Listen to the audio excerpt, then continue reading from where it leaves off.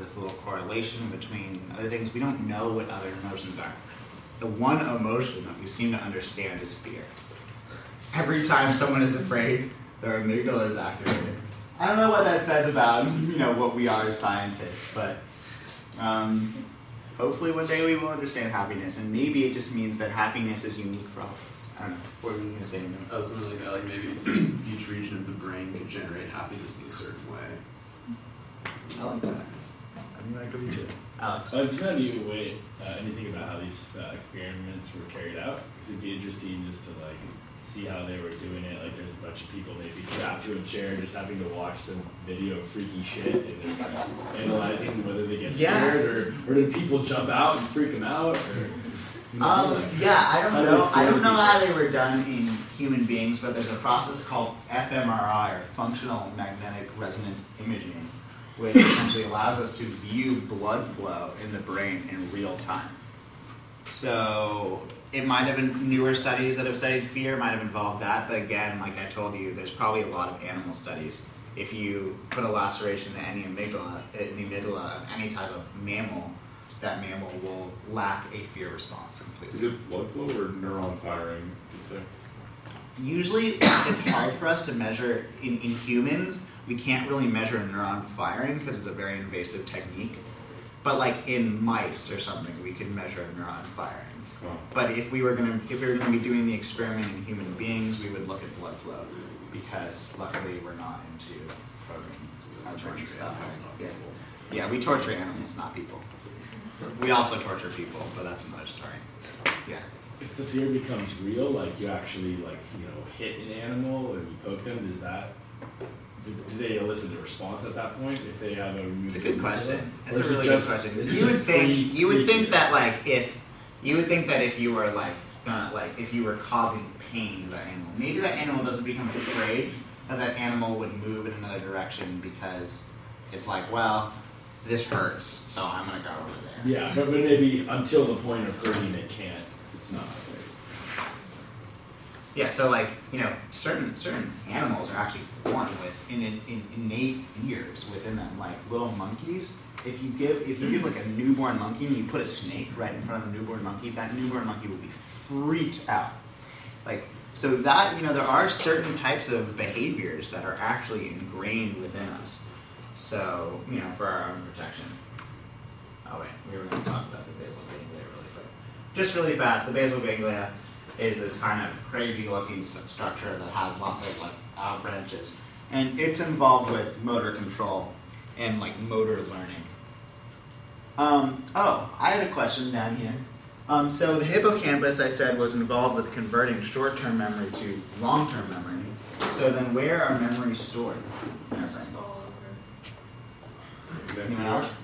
What's that? I was going to say it's everywhere. Everywhere. And how do we know that? Yeah. Because of neuroplasticity and the fact that whenever you create a memory, it's creating a neural connection. It's pretty good. I was going to say the reason how we know that is because we do barbaric research on animals, and we've noticed that when you teach a mouse or a rat some sort of maze task, and then you remove a part of their brain, it doesn't matter which part of their brain you remove.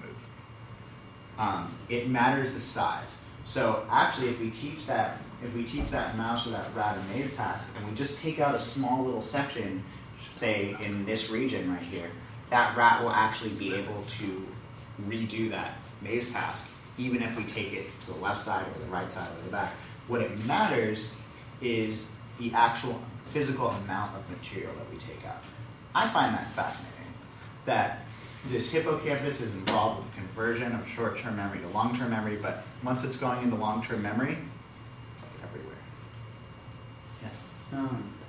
So by everywhere, do you mean just within the brain? Because I feel like you could forget something, but then somebody puts a certain item in front of you, and you're like, oh yeah, I remember it. Almost as if the specific item is holding the memory for you that you can then tap into with your mind. So yeah, I mean, here would be the traditional scientific explanation to that, and I'm not saying that item doesn't hold the memory. The traditional neuroscience would say, well, you have a memory in you, but it's out of your conscious control.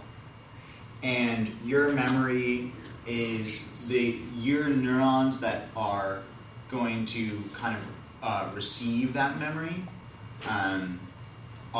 have kind of weak synaptic connections, which we're going to talk about, are not that strongly synaptically connected. And the second that you see that item, those connections become strengthened, which allow the access to a brain map that you already formed. So if you didn't really understand exactly what that meant, like, we're going to go into it. That's the golden key. Yeah. So yeah, it's kind of like getting a key and undoing the lock, but it's also more like, imagine that you were, I don't know, this is kind of a weird example, but imagine like it's like the doorway to a room. That's the perfect example. You know, it's like, oh, you finally found you're able to get into this huge space just by coming through this small space, which is the process of showing you that object that you remember. Okay, we got some.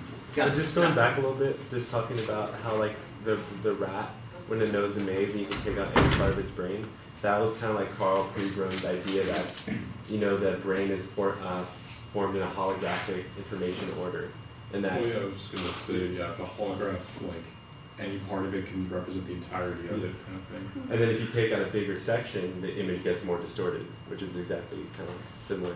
But it's not saying that it's exactly like parallel, but it's just interesting that maybe the brain doesn't organize in a normal linear way, but it organizes in this kind of deeper order.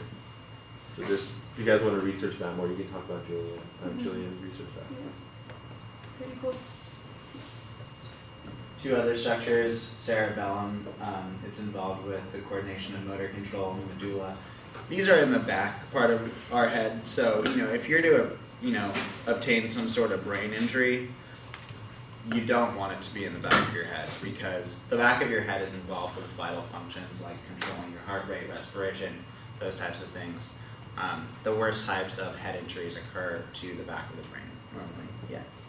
As far as the brain being able to do everything, if you have an injury between the brain and the spinal cord, doesn't that cut off the connection to the entire body? So therefore, yeah. Yeah, so neurons in the central nervous system have a lot of trouble regenerating. So, actually, this is an interesting experiment. There was this guy named, there's so many things in neuroscience that we should include. There was this guy named Henry Head, and he was a neuroscientist also in the 1800s, and there was no really good way to study regeneration in the nervous system. And so what Mr. Head did was he had a neurosurgeon cut his peripheral nerves.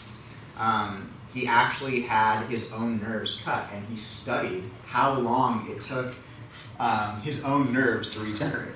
And he figured out that things that were like fine motor control, like really, soft touch, there's a thing called the 2-point discrimination between when 2 points get so close that you can't actually tell that they're 2 points. So if I got 2 needles and I was able to just like poke one of you like really close to each other, you'd actually just think it was one thing poking you because it was 2 things. But those types of the 2-point discrimination and fine sensory information, like fine touch, regenerated very slowly. Whereas general touch in general regenerated really fast. But it regenerated because it was in the peripheral nervous system. The peripheral nervous system we've studied in advanced neuroscience, we've looked at all these different types of signaling molecules that are in the peripheral nervous system that allow for the regeneration. Whereas in the central nervous system, things don't necessarily regenerate in the same way. But they do. They just don't, it's just a little confusing.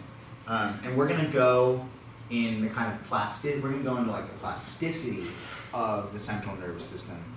But the actual physical regeneration, aka neurogenesis, the birth of new neurons, is very rare. That happens in the CNS, but it does. But if you have a spinal cord injury, from what we've seen, neurogenesis does not occur, and those axons that have been severed do not regenerate in the central nervous system.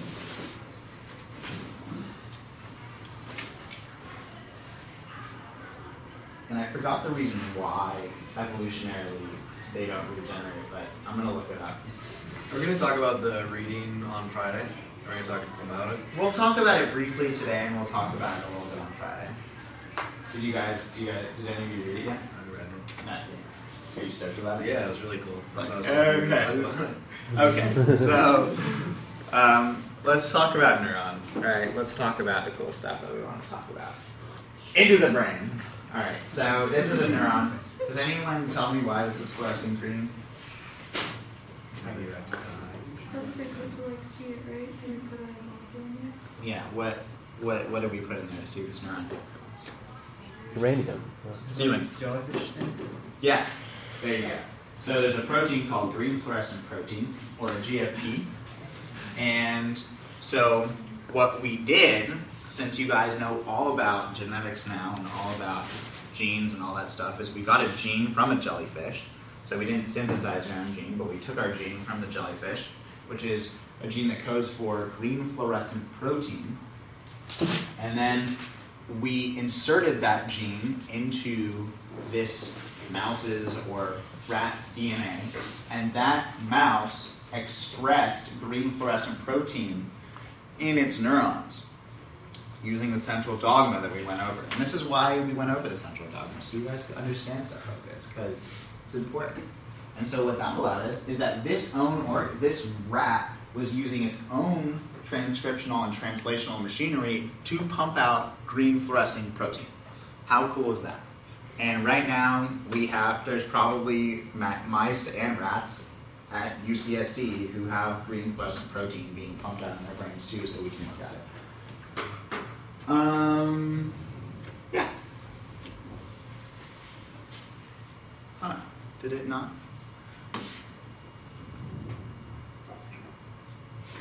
It's not going to go to that slide. I'm going to go to this slide. Okay.